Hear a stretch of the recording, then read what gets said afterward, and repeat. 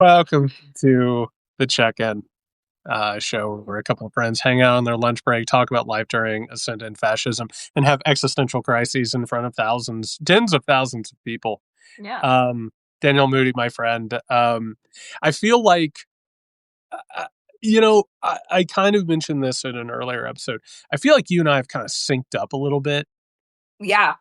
Yeah. because we're having these conversations, which, by the way, is what intimacy does. Right. Um, I'll just go ahead and say, for those who are tuning in, thank you for supporting us, but also for making this a space.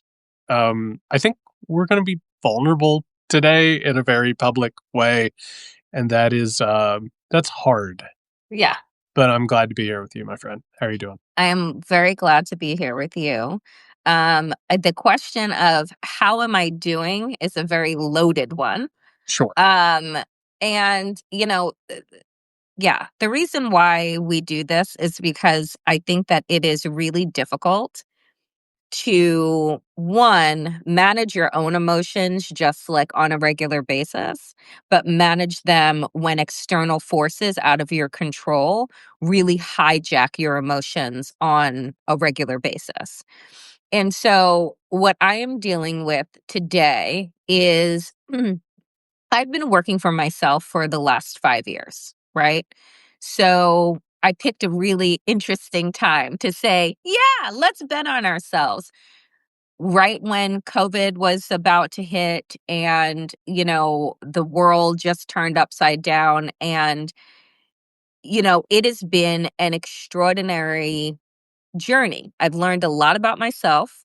I've learned a lot about insecurity. I've learned a lot about comparison being the thief of joy. I've learned a lot about like what it means to just be forced to figure it out, right? You don't know when the next check is coming. You don't get paid every 2 weeks, right? Like you are continually trying to create and design the life that you want that is outside of the norm, right? And that to me is like that's my definition of what it means to be an entrepreneur, what it means to try and build something is moving outside of the normal structures that tells you be a cog, be happy being that cog. You'll be rewarded with, so-so healthcare and, maybe some money into your 401k. Um, Maybe it sucks your soul dry, but that's the sacrifice that you make in order to, live this thing called life in America. And I've told folks and I've told you that I've been, I put everything that I had, like both emotionally and financially, into putting together a book proposal because my ultimate dream is to be an author, a published author. And my book proposal has gone out and there has been radio silence. And I can tell you that it's like I'm living inside of my biggest fear, right? Which is failure. I'm living inside of like, what does it mean when you have these dreams that you're working towards, that you're fighting for, and they don't materialize? And then you get to sit and have a front row seat as people who you started out with are now light years ahead of you, right? Like, how does it mean, what does it mean to continue like showing up and doing this thing where you're just like, what does success even look like for me? Right? Like anymore. Like what does it feel like? So yeah, it's and then, on top of which, like everything is falling apart, right? And my family is texting me like Donald Trump is going to take away citizens' rights from naturalized citizens. And, my entire family are immigrants, came from Jamaica in 1970. All are naturalized citizens. And now they're all terrified. So it's like, there are I'm dealing with professional failure and insecurity while dealing with like real like life shit of what happens to my family? What happens to us in this moment, in this regime? So it's yeah, how am I doing?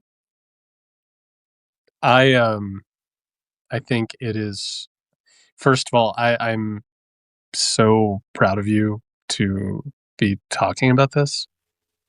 Like, it's because I do think um one of the great challenges of being a human is walking through an artificial, unwell world and trying to be real and authentic. Like, this is a what we're doing. I want to go ahead and give us credit. This is a wild project that you and I are doing.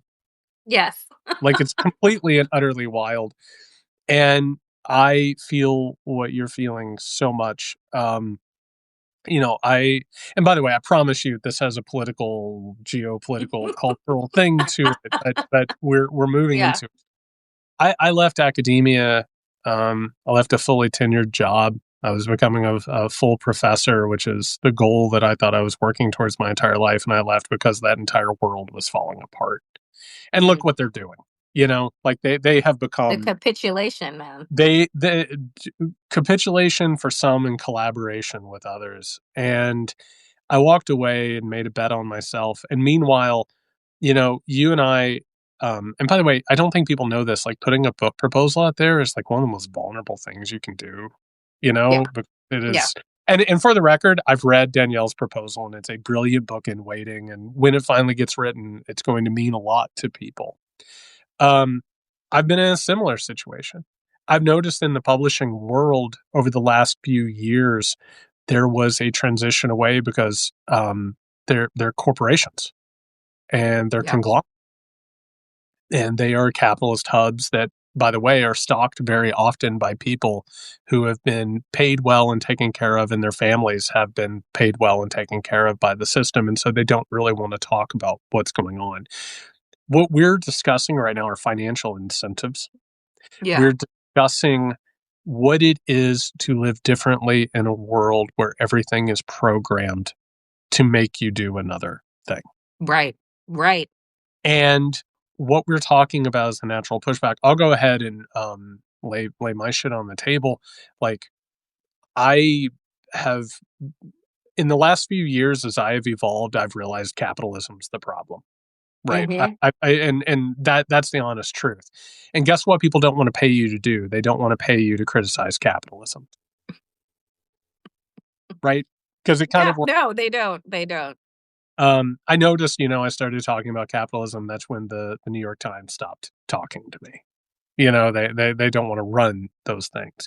And then book proposals, all of a sudden the major houses don't want that shit. And they don't want that shit because they reacted to Donald Trump getting elected, being like, we don't have to talk about this woke shit anymore. Right? What do we want to do? We want to peddle things that make people feel better about what's going on and make people feel better about the future. You don't want to sit with things, you don't want to deal with it. The point that I'm bringing up is this. I feel like, in the midst of a fascist takeover, which we have defined as being an abusive regime, it is the exact same thing that happens within a familial or communal environment in which you try to make waves. And when you try to make waves and you're in that environment, you are heaped with one load after another of abuse that tells you to be smaller, that tells you to stop doing things. And, Danielle, and it's hard for me to talk about this. I had a moment, like, we have this scandal with Pete Hegseth, a disgusting fucking war criminal, right? A little, small, pathetic man who stood in a room because of his own insecurities and his own fucked up shit and just murdered people. Yep. Just murdered people. Yep. People got on a boat to go out and try and fish for their family, to make a living, whatever it was those people were doing. And, we can talk about, like, oh, the military's supposed to do this, the military's supposed to do that. Do you know what happened with me when I read that story, Danielle? I thought What? about the fishermen. Yeah. I thought about these two people who were on a boat fishing, and the world had nothing to do with them. Mhm. You know, they didn't deserve what happened to them. They didn't deserve a drone strike on their fishing boat because Donald Trump has fucking problems and Pete Hegseth has problems and they want to do this. And I thought about that boat being destroyed and two people clinging to the wreckage of it, Mhm. you know? Just two innocent bystanders with families and feelings and hopes, ambitions, Mhm. desires, Mhm. Yep. clinging to the wreckage of a boat that never should have been destroyed. And these motherfuckers drone strike them again. And I think about that, and you know, I think I think we're all connected. I think that's the great truth of all of this, that you and I are connected, everybody we know is connected, complete strangers are connected. And I think that there is not a better metaphor for what is happening right now, besides people trying to live their lives the best that they can, while the pressures around them and the power around them will not let them do it. Mhm. And it Mhm. breaks my heart. Like it really brought, I think, into focus, and being able to talk about this, the struggles that we're having, it's going to be waxing and waning. There are going to be moments where we're going to feel like we've got them on the run, to borrow Alex' Mhm. voice. And then there are going to be times where it feels like, what are you supposed to do? That Mhm. power and that pressure and that gravity is pushing down. And I think right now, for you and me, and probably a lot of the people listening, that stuff is pushing down. And so things are coming up that we have to deal with, Yeah. and that we have to be able to survive while also dealing with that shit. I think that it is one I think about how people go on vacation, right? And I think about like how we all, go on vacation, have gone to Caribbean islands, have gone to South America, and you see these largely men going out in their boats to go and fish, and we're laying on the beach and we think, oh, what a quaint life, isn't this so lovely? And then they come in and you get to go to a restaurant and you get presented with the fresh catch of the day, right? And you think, oh, how beautiful. And it only takes, right? Like what we are recognizing is there is very little distance between a terrorist and a fisherman based on the lens of white nationalism, right? That any brown person, black person, human being is an affront, a stain on this country, on this world, right? And whether or not they are narco terrorists, which is just a fucking like gimmick of a word to throw around on Fox and get clicks and feel tough and strong because you're really fragile and weak and petty and disgusting. Um, you know, there is no difference between those men being murdered in cold blood and having somebody say, well, they're terrorists, and having a black man lynched and hanging from a tree and said, well, they whistled at a white woman. There is no difference between, like, it is perception of what you perceive as criminal. And we are being led by white nationalists, white supremacists that only see the value of black and brown bodies so much as they can extract from it, from them, right?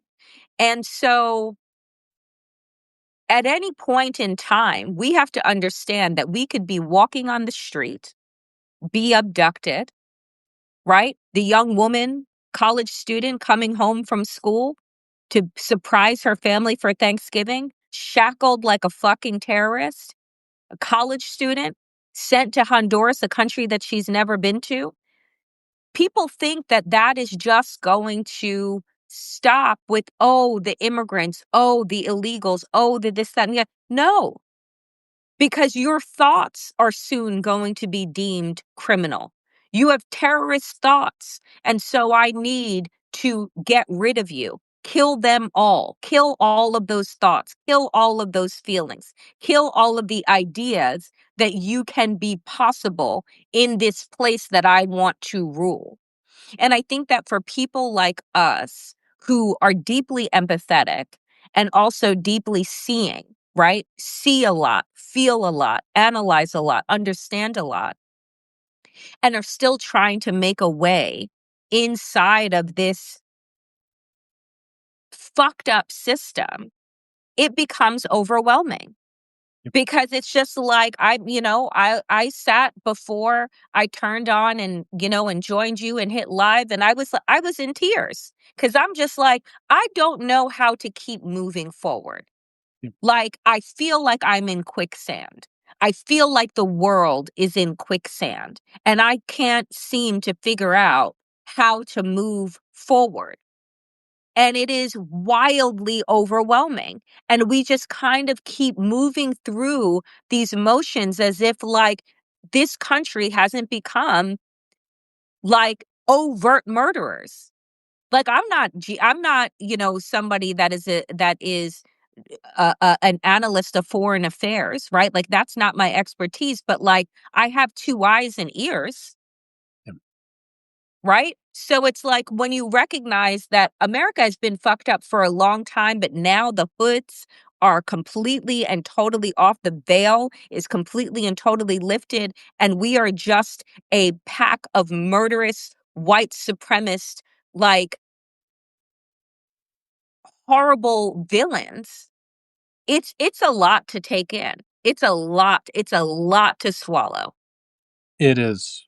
And I think something that I struggle with a lot is the realization that to bring around what we were talking about at the beginning, capitalism attempts to tame you and crush you first with economics, Yeah. right? Which is, you brought up, people being lynched, people being zip tied, people being disappeared. Those same groups of people were being destroyed by an economy that was inherently racist, exploitative, and if that doesn't get you, the next thing is the violence, right? So, Yep. what we're talking about is living in a world in which we are being increasingly exploited and marginalized. And by the way, like I'll go ahead and lay my cards on the table here. Danielle, you and I could make a lot more money just by making a choice about how we go about what we do. Yes. We could. Yes. Yeah. Yeah. We could become happy-go-lucky, meme sharing, like vapid, shallow people. And by the way, it pisses me off. It Yeah. really pisses me off because these people are grifters in the same vein as a Donald Trump. Mhm. Instead, we're trying to talk about the hard things. And guess what? The incentives aren't there. And what do we have to do with that? As all of this pain, like I can't be in the Pentagon making Pete Hegseth not order that. I can't do that. I'm not allowed in there. I don't have the card. I don't have the lanyard. I'm not in that position. The people who are in that position are the people who played by the rules, who did everything that they were supposed to do, who went ahead and hurt people, that went ahead and said, yeah, absolutely, do that. There is a reason why the leadership in not just this country, but in our sectors are filled with abusive people because that's what they had to do to move up the ladder. Yep. So all of a sudden now, we're in a position where you and I and the people we care about and the people we trust and the people around us, we are under increasing pressure. And guess what? Because we care, because we think about things, what do we do with that pressure? What do we do with it? Because it has to get out somehow, right? And it can get out in healthy ways. But guess where else it goes? Questioning ourselves, Mhm. because that's the easiest thing to do. Yeah. Lashing out at the people that we care about. And that's what's happening. You were very brave in admitting I cried all day yesterday. I cried all this morning. I'm exhausted. you know? And like I am not feeling well. I'm not feeling regulated. I'm not feeling like I have my shit together. I feel like it's falling apart. And that's both because of what's happening in my world, but also what's happening in the world. Yep. And it's pressing down. And it's meant to grind you down. And it's meant to leave you feeling like there's nothing you can do. And it goes back. I was writing a white paper the other day. What happens in these circumstances are the same activated things: fight, flight, fawn, or freeze. Mm. You either fight against it and you say it Mm-hmm. can't happen. You Mm-hmm. run away from it as quickly as you possibly can to find a modicum of safety. There's no running away from this. Mm-hmm. It's just there's no running away. Because there's nowhere to go. There's There's nowhere to nowhere to go. there's nowhere to go. Yeah. Fawning, you're supposed to look at Donald fucking Trump falling asleep at a presser and then waking up long enough to call Somali people garbage. Yeah. And that's wonderful, sir. That's great. No, Pete Hegseth, you can do the most pull-ups. I can tell. Like you are the most perfect physical specimen. Oh, these are the best of all worlds. Please, please, please don't hurt us. Please, please, please don't hurt us. Or you freeze and you don't do anything. And because you can't make yourself do it. And that is the thing right now. Everything is so discombobulated. And by the way, we're nearing the end of the first year of this shit. Like, it's December. Which is just Home stretch. it's insane. That is With first insane. the first year of this.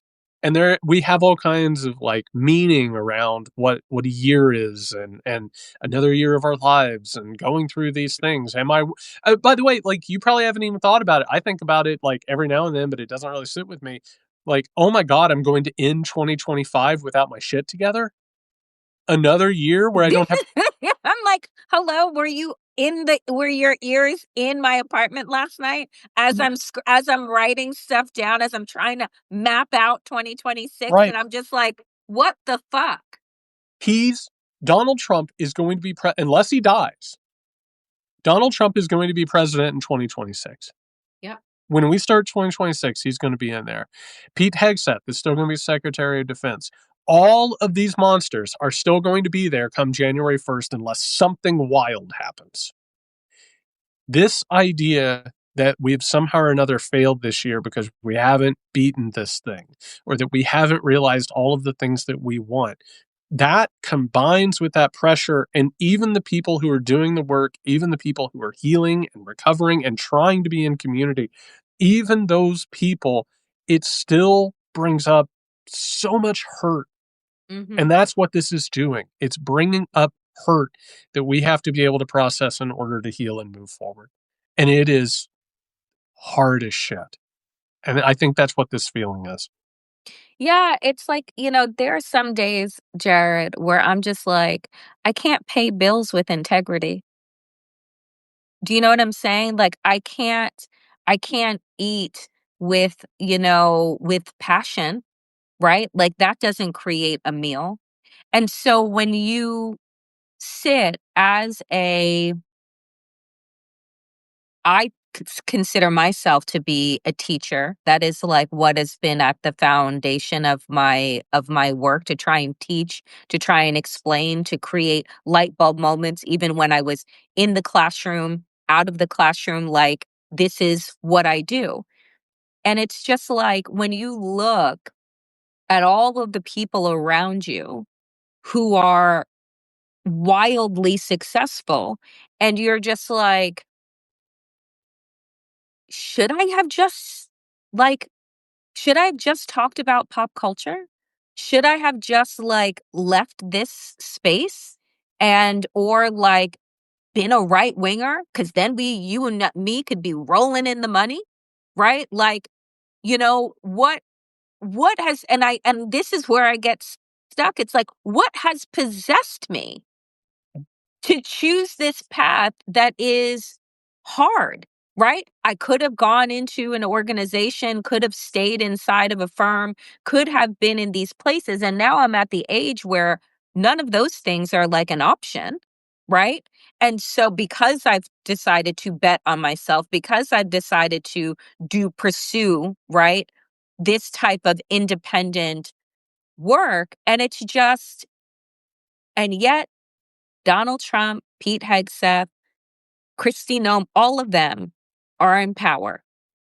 So at this point, it's like, what was all of this for? And that's like, and that's the space that I am. It's like, what was all of this for? Right? Like, what was all of the crying and the fighting and the telling people to go vote and like working with candidates and working with organizations and like pushing and pushing? Like, what was all of it for? Yep. Right? And so, and now, like you said, it's like you're ending 2025. In just a handful of weeks, it's going to be 2026. I'm still like everybody else trying to fucking process 2020 and 2021 and 2022, right? Like I'm still stuck in that kind of vortex, black hole of time in many ways. And yet things keep pressing forward. And I'm just like, how is 2026 going to be any different than 2025? Right? Like, what is the difference maker? And so I like you and I are, yeah, we're very much in sync and very much aligned because I think that I wanted to believe that eventually like the good guys win. I wanted to believe that eventually like integrity and those that like believe in truth and justice like win. And what I see, what's reflected back over and over again is that that is not the case. That is not what is rewarded. What is rewarded are the liars. What is rewarded are the grifters. What is rewarded are the people that cause the most harm. That's what's rewarded. You can't tell me otherwise. Elon Musk is a trillionaire, right? He's on his broke down social media platform, like spewing transphobic, disgusting, like explicitives and white nationalist sentiments. And like, and his shareholders said, let's reward you more. Donald Trump told America who he was over and over again. And they said, let's give him another shot at it. Right? Right now, the thing that got me yesterday, and I have to say this because the corporate mainstream media, my fucking God, what a waste. Pete Hegseth's nameplate Yep. at the cabinet meeting, Yep. secretary written with two S's. And everybody in corporate mainstream media and on social fucking media were just like, look how incompetent they are. Look how stupid they are. I can't believe that they put this out with a typo. Newsflash for everyone, it's not a fucking typo. It was a nod and a hat tip to Nazism. The SS, the double bolts, like it wasn't a typo. And so to even continue to give them the benefit of the doubt, like stupidity is their out. Is to again gaslight the public into denying the truth that you elected white nationalists to lead the country, and then now you want to be like, oh, but you mean white nationalist policies aren't good for the economy? You mean that they're not good for foreign, for foreign affairs? You mean that, oh, it eventually eats itself, implodes, and takes everything and everyone down with it? Like, can we just, and that's how I feel crazy. I'm like, can we just talk about what we are actually seeing instead of you spending effort, time, and money to gaslight me into believing that, like, Pete Hegseth, who has white nationalist tattoos all over his body, isn't a white nationalist? That he didn't say kill them all because what, we don't have an audio tape of it? I just, I get to the point where to your point, the exhaustion becomes really overwhelming. And it's like, what do you do with it? Like, what do you do with the exhaustion? What do you do with the feelings of failure on so many different levels? right? Like, what do you do with the realization that it doesn't actually matter how good you are and how good your intentions are? That, like, you will die penniless and nameless, and like those that did the conquering will have highways and high schools and like mountains named after them. I don't Uh, know. I had a moment. It was, there were a lot of moments for me where I was like, I think I'm about done in academia. There was this guy. God, I really want to just talk about it openly, but he was an administrator. One of the most incompetent fucks that I have ever met. The only reason that he made well over six figures and had the power he was because he was a hatchet man. He had a reputation for not caring what he did to people, not caring what lies he had to tell, any of those things. I was in a meeting once, and I think going to the SS thing and the Epstein thing, I think it's instructive about something, which Mm, it's not enough to lie for these people. It's not mhm. gain money for these people. It has to become fetishized. It has to be turned into something that's enjoyable for a sick thrill. And it was a moment where, in the middle of a conversation, someone at a meeting was talking about something they were going through that he had caused, right? That he had made happen. And I caught him looking at another administrator. They locked eyes. And the look they gave to each other was, we know that we're lying here. They know we're lying here, and they can't do fuck all about it. It was the sick thrill of it, right? Yeah. And the disturbing thing here, Danielle, and we've been on this beat for a while. Are you seriously going to tell me that all of the Nazi illusions and all the fascist illusions are a coincidence? No, they're rubbing it in our fucking faces. Yeah. When it comes to Epstein, notice what happened with this. They stopped hiding it. It wasn't it one of the most shameful things you can ever imagine. That wasn't enough for them. They had to revel in it. They had to draw pictures of abusing children and write poems and flaunt this around. They didn't do this just behind closed doors. They rubbed our fucking faces in it. Mm, mm. What we're talking about is a type of gleeful abuse. It's not enough, Danielle, that they took all the money from us. It's not enough that they rigged everything.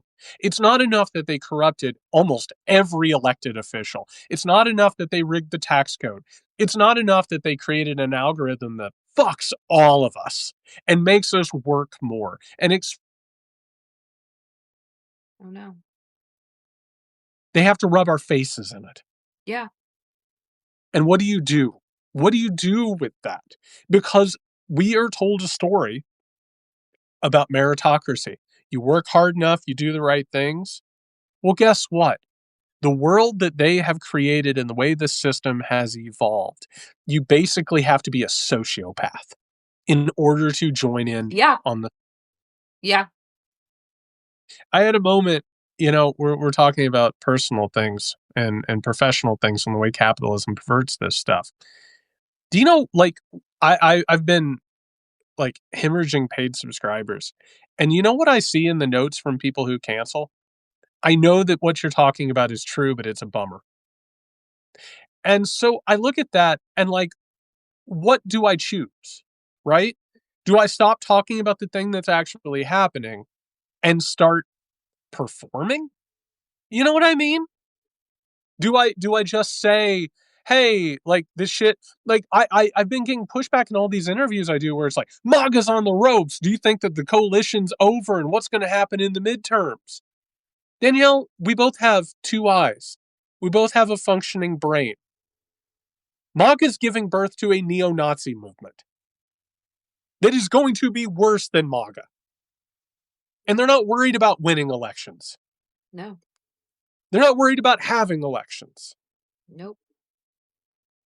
Are we just supposed to be like, yeah, we'll get to November and everything's going to be fine in the midterms? No, it's not. And this Democratic Party's not going to be fine.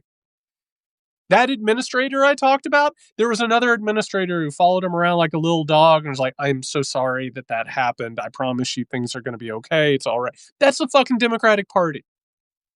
And they're leading us right where this is going.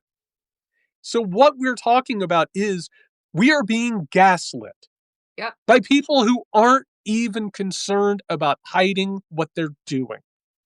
They're gaslighting us. The Democratic Party is gaslighting us. The corporate media is gaslighting us. Capitalism is gaslighting us.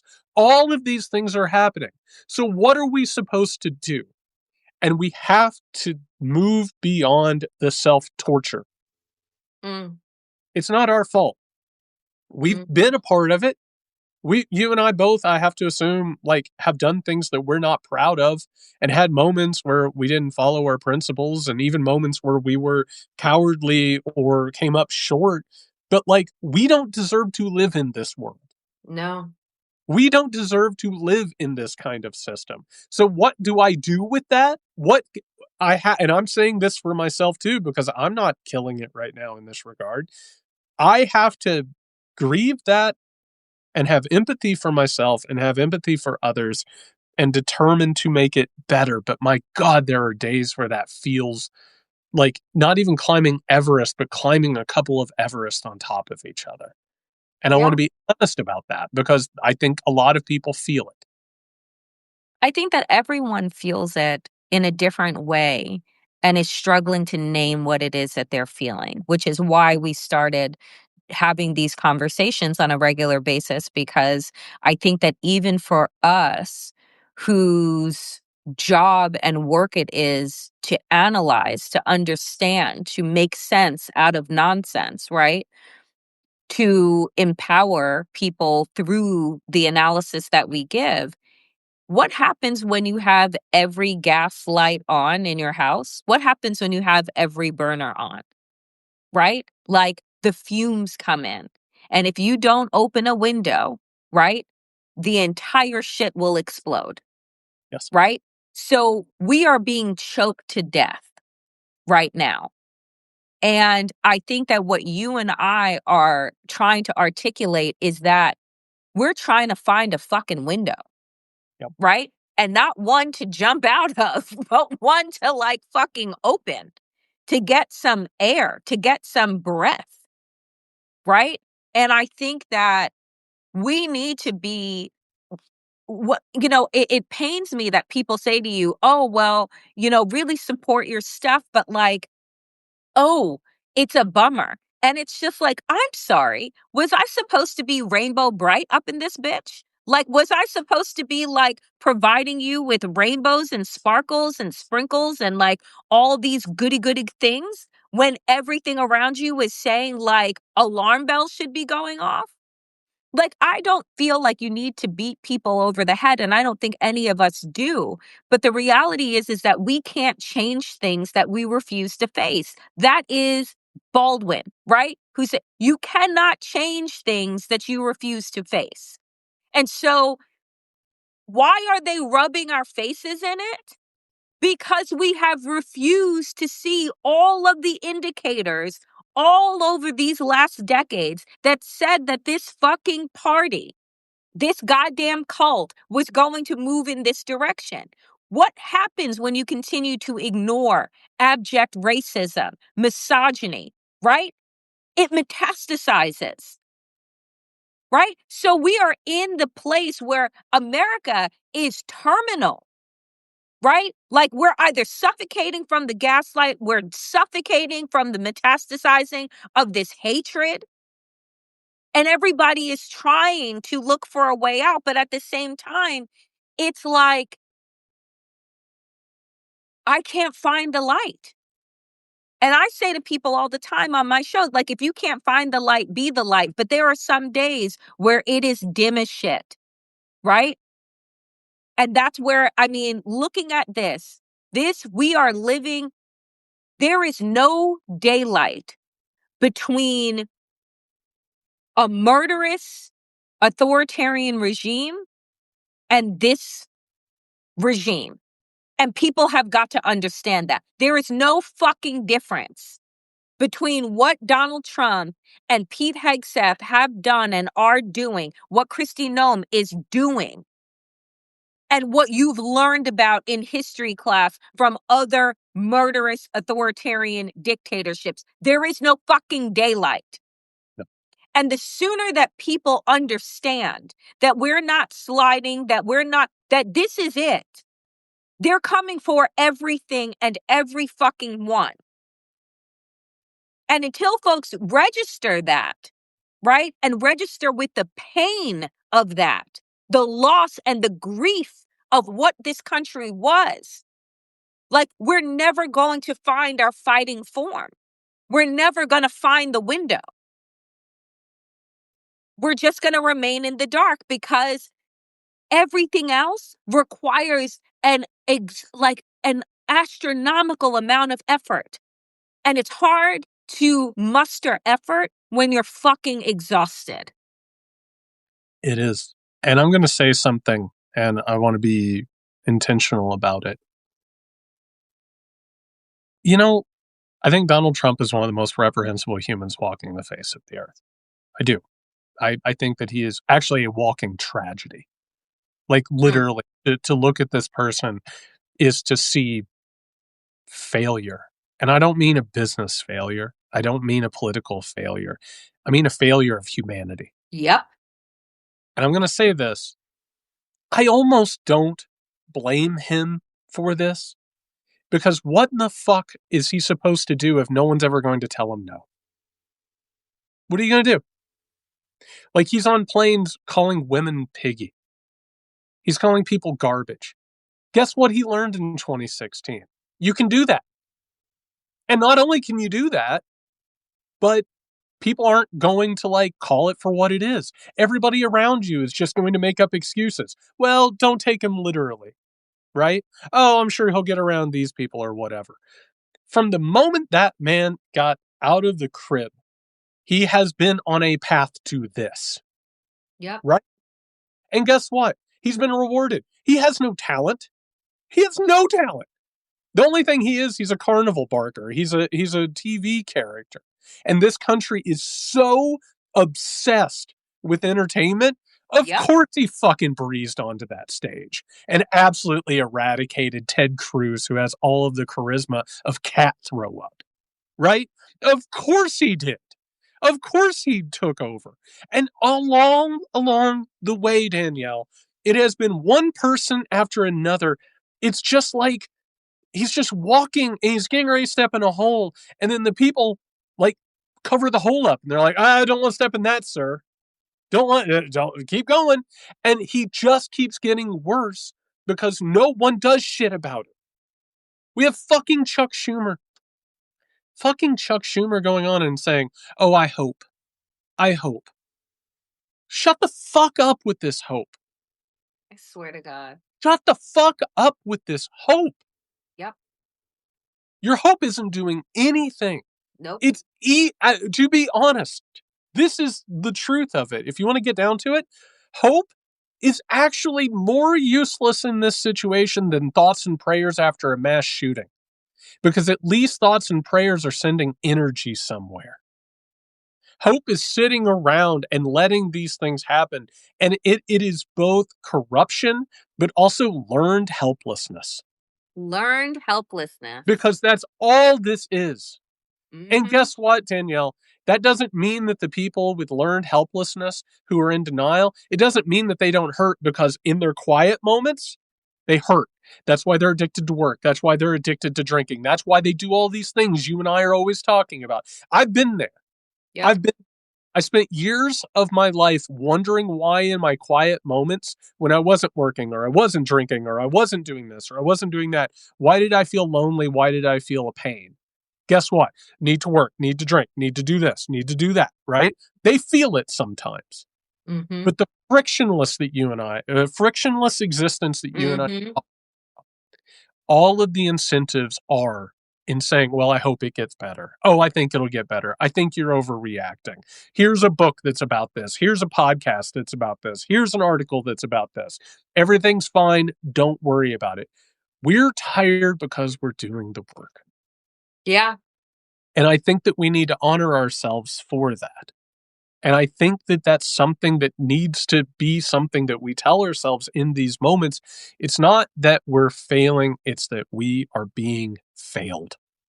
Mm. And there's a difference between those two. Doesn't mean we don't fail. I've certainly failed a ton of times. I've failed so many times over the past few days. It's wild. We fail, but we're not failures. We are being failed by something else. Yeah.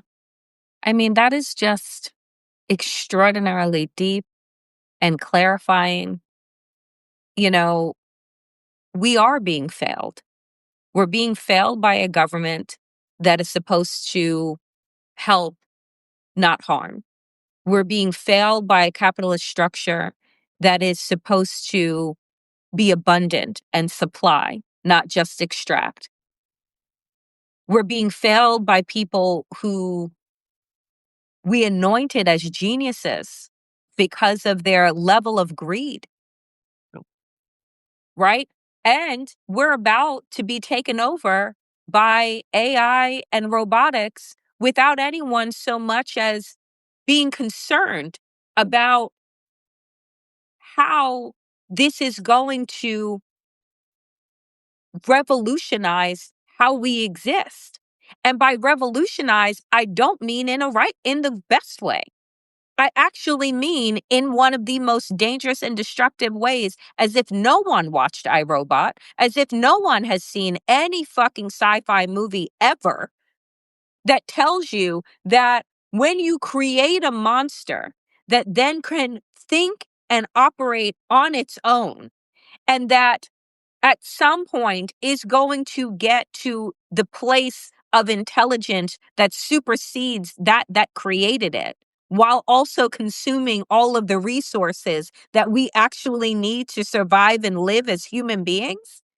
Like, how is this not front of conversation everywhere and on everything? But everyone, I swear to God, and I don't know, Jared, if it is something that is uniquely American, this desire to sleepwalk through life. And then when shit hits the fan, be like, oh, I had no idea the fan was on, right? You plugged it in.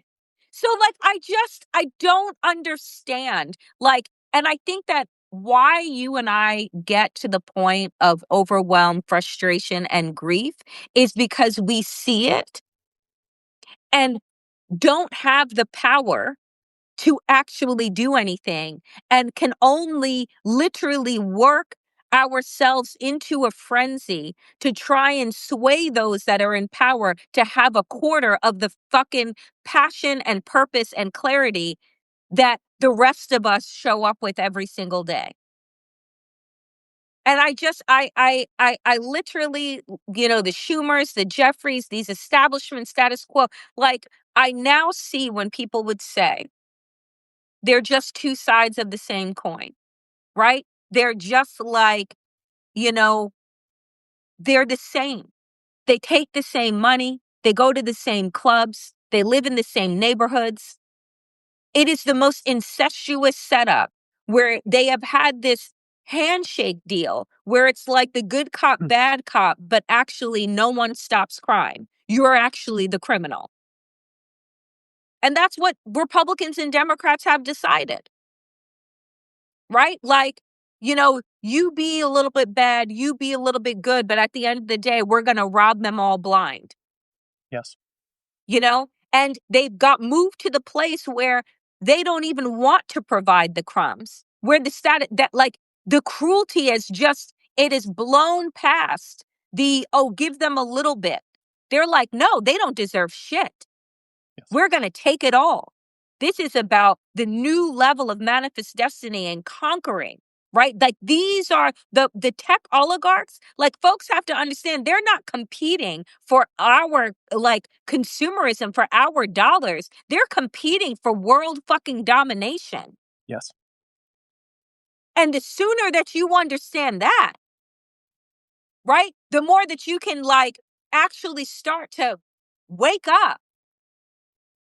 This is about domination, subjugation, right? And, like, and only a handful of people seem to actually see this, and those people are yelling into a black hole. It's just, yeah, there are days, and today is one of them, where it's like where you just like, I am traumatized, actually. Yes. Right? Like, I can't self-care and breathe and pray and walk and work out and eat well. Like, I can't self-care my way out of this. Like, we are actually fucking traumatized.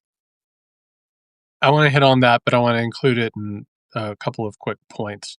One thing is, you absolutely nailed it, is that we have a group of people who are not interested in winning elections. We have a group of people that want everything, and they're positioned to get it because of malfeasance, because of corruption, because of a rigged system. And you're not exaggerating that. That's not wild tinfoil hat shit. If you actually listen to them, they will tell you that's what they want. And they have taken over the government. They've taken over the economy. They've taken over arms production. They are working with everybody. There are no governments to them. There are no countries to them. There is only their own little fiefdoms. The second thing, and I've been sitting with this for a couple of days, and I want to, again, communicate this well. Danielle, a few days ago, a half dozen Democratic leaders released a video reminding troops to not follow unconstitutional orders. And by the way, like, I'm glad they did that, because yes, we're in a situation where like an authoritarian takeover involves the use of the military against the people. And I'm glad that they said what they said. But can I also bring up one extra thing here? Mm-hmm. If those people felt that there was a possibility that the military was going to fire on civilians and Mm-hmm. violate the Constitution, why aren't they doing something besides fucking releasing videos? Unclear. I'm glad they did the video. But if we're actually at that point, like, why aren't you doing something? Why is it just business as usual? Why are we still talking about midterms? Aren't we at the place where the military might be used against the people? Is that a video release? Is that what that is? That's a video release? Really? And I get it, because that's actually more courageous than what most Democrats have been doing. I think we deserve to look at that and say, oh my God, those are scraps. We're relieved that they released a video. That's They're still doing their usual shit. They released a video. And that felt like the most courageous thing that we could possibly see. And you and I, because guess what? If there's a situation where the military is going to do that, you and I are going to be in the fucking streets. Mark Kelly's not going to be in the fucking street. We're the ones who are going to have guns trained on us. We're the ones who are going to be dealing with the crackdown. And all these motherfuckers could do is release a video? Mm-hmm. The final thing, and I think this is the most important part of it, the trauma that you just described, and this is painful, but I think it is at the heart of the truth of what you and I are talking about. I would bet every cent in my bank account that the people like you and me, the people watching this, the people listening to this, the people who take this Trump thing seriously, the people who take the fascist thing seriously, I would bet every cent in my bank account that we are people who were traumatized in a situation when we were younger. There was gaslighting, there was abuse, there was lying, and there was one feeling at the heart of it, Danielle, because I keep hearing it. People, if you listen to people, people will tell you what they feel and what they think and what they've experienced. We had times in our lives where we were saying something is wrong and no one listened to us. Mm-hmm. And it's happening again. And that is the difference, is that the people who know this and see it are experiencing it again. And the people who are noticing it and listening to it and seeing it are the people who are working on their shit, Mm-hmm. who recognize it isn't okay. And so basically what you just said, it's not just correct, it's the essence of this thing. Yes, we're traumatized, and we're being traumatized again. And we know that it's not okay. But here is the good news here, and I need to say this to myself as well as everyone else. We're not children. Yeah. We're not children now. We're adults. And that means that we can sit with that and realize that it's not about us. It's about other things that are beyond us. We have our own shit to work on. We have our own things that we need to do. But this shit that's happening to us right now, this is not about us. Yeah. We're Yeah. going to be something else. Yeah. I mean, that is I think, the essence of understanding abuse, right? Yes. And this is, I mean, from the beginning, you have articulated and painted a picture of what abuse looks like, how it shows up. And this is it, right? This is instability, fear, anxiety, depression, self sabotage because you don't know what else to do, right? Because every system has failed. And this is why I say, like, hope without action is useless, right? Like, hope without action is useless. And we need to realize that no one else is going to be activated to do what is necessary except for those that are waking up. Because the people that are in power, to your point, put out a video. We put out videos, right? Because no one elected us to take action. We put out videos to try and inspire. They actually Have power. have power. Yes. And instead, they're creating content when we want them to create a fucking strategy. So I think that collectively, we have to stop settling for the bare minimum, which is what that was. And I'm so grateful that you said that because, in all honesty, I hadn't thought about it because I'm so fucking desperate, Yes. right? I'm so desperate for water that the mirage, right, felt comforting, Yes. satiating.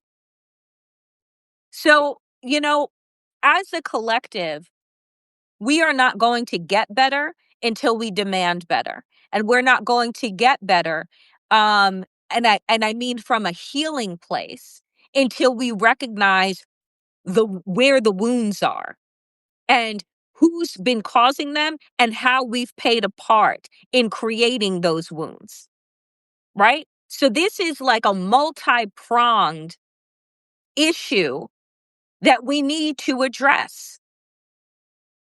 That isn't going to change overnight because it took us decades to get here, right? Actually, centuries to get to this place, Yep.